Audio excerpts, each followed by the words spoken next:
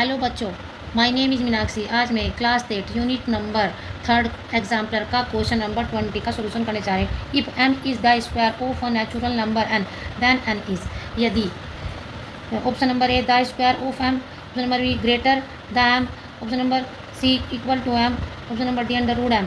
यदि इस क्वेश्चन में कह रहे हैं कि यदि m इक्वल टू किसके है, m इक्वल टू किसके है, एन स्क्वायर क्या है, m इक्वल टू क्या है, एन स्क्वायर क्या है। तो m की वैल्यू क्या है, एन स्क्वायर के इक्वल है।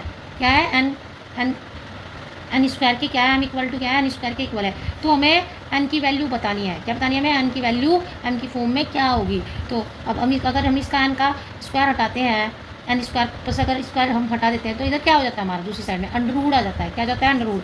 तो यहाँ पर हम अंडर रूट कर देते हैं और यहाँ पर एन की पावर हटा देते हैं। तो क्या होगा, एन की वैल्यू क्या होगी, अंडर रूट एम होगी। क्या होगी, अंडर रूट एम।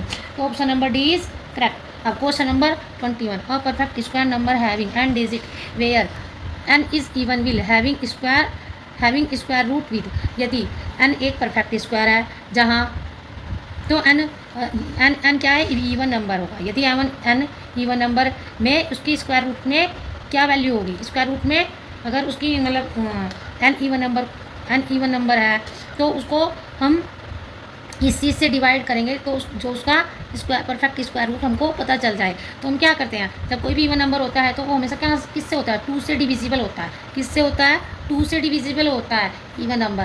तो क्या करते हैं हम, तो इसको हम क्या करेंगे, किसकी फॉर्म में लिखेंगे, n/2 की फॉर्म में लिखेंगे। क्योंकि हम 2 से ही इसको कोई भी इवन नंबर होता है 2 से ही उसको डिवाइड करते जाते हैं ना, तो तभी हमारा स्क्वायर रूट आ जाता है 2 की फॉर्म में। तो n/2 डिजिट क्या आएगा, n/2 डिजिट। तो option number B is correct.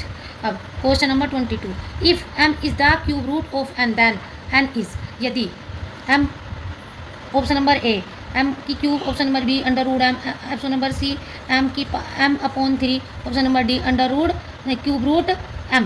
अब बेटा बताना है हमको कि यदि m, तो हमें क्या बतानी, क्यूब रूट बोल सकते हैं इसको, क्यूब रूट।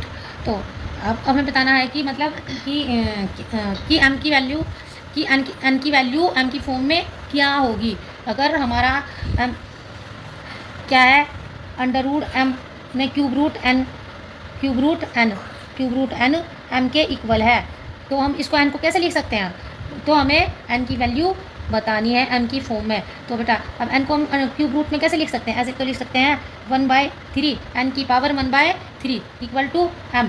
अब बेटा इस 3 को हटाने के लिए हमको क्या करेगा, दोनों साइड पावर में 3 से मल्टीप्लाई कर देंगे।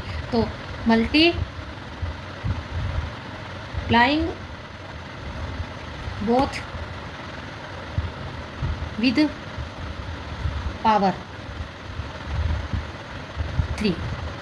3 से क्या कर देंगे, दोनों में मल्टीप्लाई कर देंगे, दोनों की पावर में।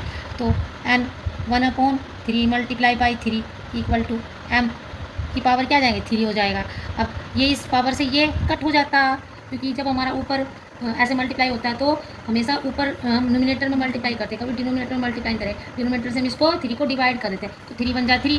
तो n की पावर कितने देंगे, 1, और n की पावर 1 इक्वल टू m की पावर 3।